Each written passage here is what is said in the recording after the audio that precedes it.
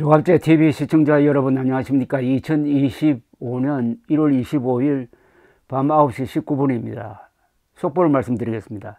12.3 비상계엄 사태를 수사 중인 검찰특별수사본부는 오늘 윤 대통령 구속기간 연장 재신청을 법원이 다시 불허했다고 발표를 했습니다.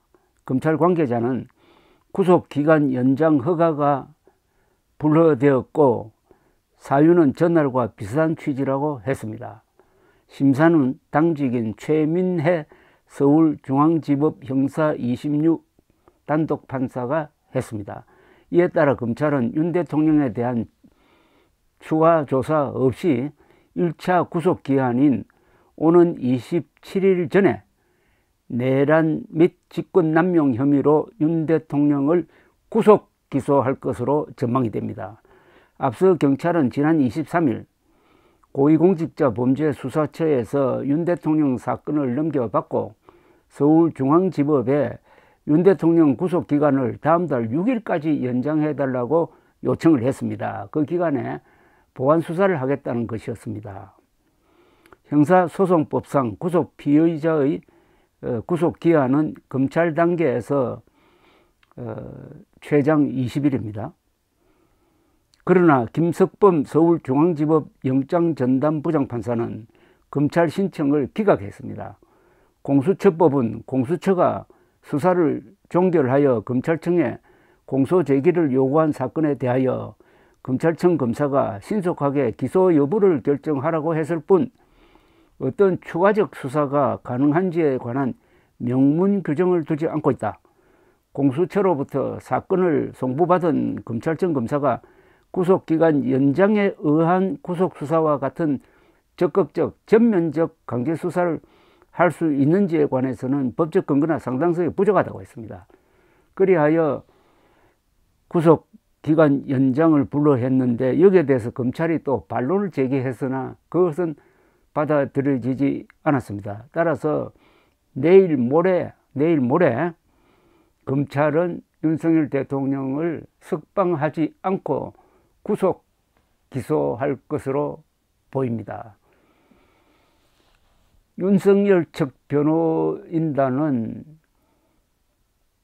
윤석열 대통령을 석방해야 된다는 이야기를 했지만은 그것은 받아들이기 어려울 것으로 보입니다. 왜냐하면은 체포된 뒤에 공수처 수사에 전혀 응하지를 않았습니다. 그러는 사이에 헌법재판소 탄핵 심리에는 나가서 적극적으로 자신을 변호를 했습니다. 그러니까 불리한 공수처 수사는 불응하고 유리하다고 판단해 가지고 헌법재판소에 나가서는 자기 변명만 늘어놓는 것을 보고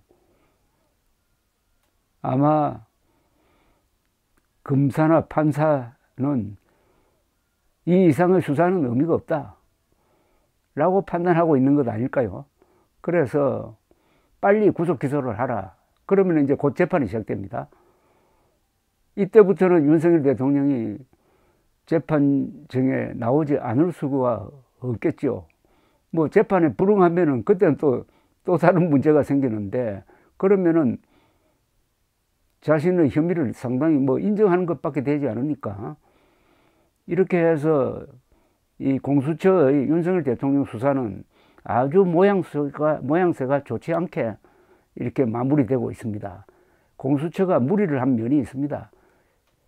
작년 12월 9일 아직 탄핵 소추도 당하지 않은 상태에서 현직 대통령에 대한 출국 금지 신청부터 해가지고 법무부로 하여금 출국 금지를 하도록 한 공수처는 그때부터 윤석열 대통령 수사를 자신들이 도맡아서 이름을 좀 날려보려고 했는지 모르지만은 체포 단계, 구속 이후에 전혀 자기들의 실력을 보여주지 못했습니다. 공수처는 워낙 사람도 적고 거기 참여하고 있는 수사 인력의 수준도 석 뛰어난 편은 아닌 것으로 보입니다. 다만 민주당이 뒤에서 계속 강경한 수사를 밀어붙이라고 등을 떠미니까 무리를 하다가 결국 윤 대통령 측의 아주 격렬한 반발을 불러가지고 서로가 아주 모양새가 좋지 않게 됐습니다.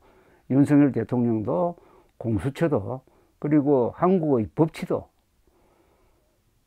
한국 법치의 수호자인 윤석열 대통령이 공수처 소환에도 불응하고 체포영장 집행에도 불응하고 구속된 다음에는 조사에도 불응하고, 그러나 자기가 유리하다고 판단되는 헌재 심리에는 나와가지고 앞뒤가 맞지 않는 이야기를 계속하고 함으로써 이 법치를 세우는 과정이 상당히 혼선을 빚고 있습니다. 공수처의 공명심, 과잉수사, 그리고 윤석열 대통령의 법률과 닿지 않는 오히려 법꾸라지에 가까운 그런 어떤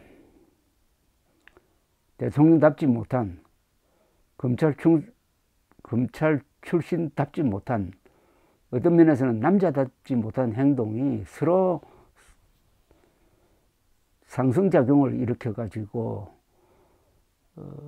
이런 뒷맛이 좋지 않는 수사를 보여주고 있는 사이에 지금 거리와 광장에서는 친윤석열, 반윤석열 세력이 격돌하고 있습니다.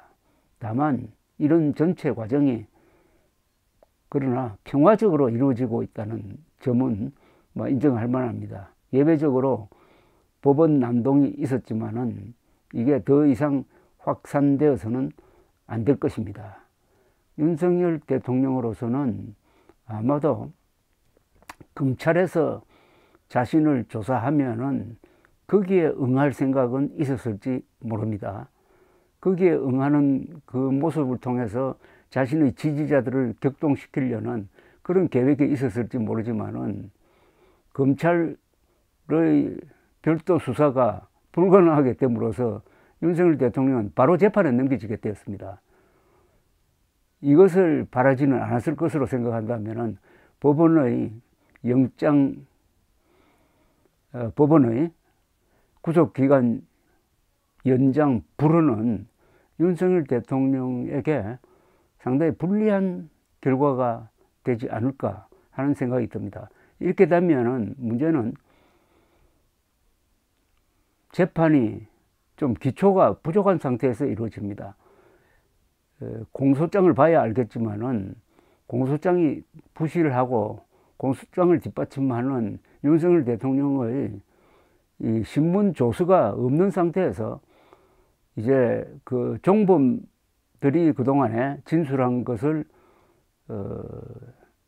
증거로 해가지고 공소장이 구성되었을 것으로 보이는데, 실제 재판정에 가서 그 공소장을 하나하나 따지고 들어갈 때 많은 허점이 발견될 수도 있지 않겠느냐 하는 생각이 들면서 이제 공은 재판으로 넘어갔습니다. 이 재판만은 공정하게 진행되어야 되겠고, 이를 위해서는 무엇보다도 윤석열 대통령이 대통령의, 아직도 현직 대통령이니까 현직 대통령으로서의 채통을 지켜서 재판에 협조하기를 바랍니다. 대통령이란 자리는 역사적 존재입니다. 그의 일거수일투족은 역사에 기록됩니다. 그것은 돌에 기록되는 것과 같습니다. 결국 뒤에 남는 것은 기록입니다. 감사합니다.